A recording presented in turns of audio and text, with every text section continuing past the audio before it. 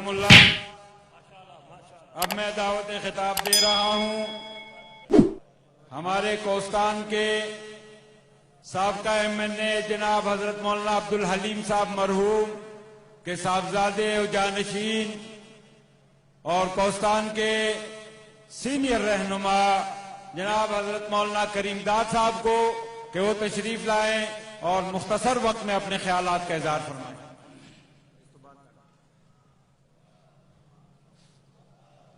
نحمده ونصلي على رسوله الكريم اما بعد فقد قال رسول الله صلى الله عليه وسلم الجهاد ماض الى يوم القيامه او كما قال عليه الصلاه والسلام۔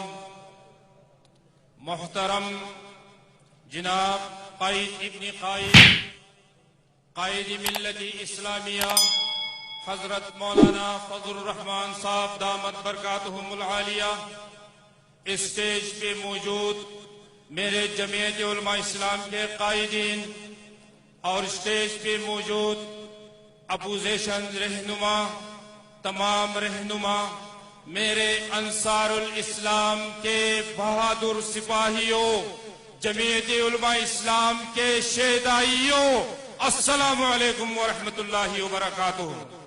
آج یہاں اس پنڈال میں لاکھوں کا مجموعہ اس بات کی گواہی دیتا ہے کہ انشاءاللہ الرحمن جس مقصد کے لیے ہم اپنے گھروں سے، ہم اپنے جگہوں سے نکلے ہیں، انشاءاللہ اس مقصد کو حاصل کر کے دم لیں گے۔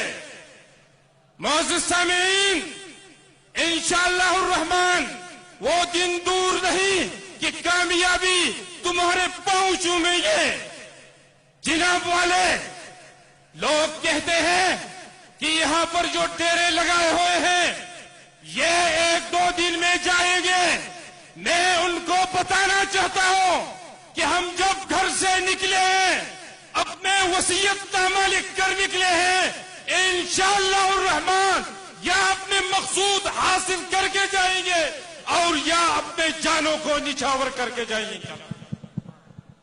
جناب والے لوگ کہتے ہیں کہ میڈیا پہ پابندی لگائے ہوئے ہیں، مولانا کی تصویر کو نہیں دکھائے جا رہے ہیں۔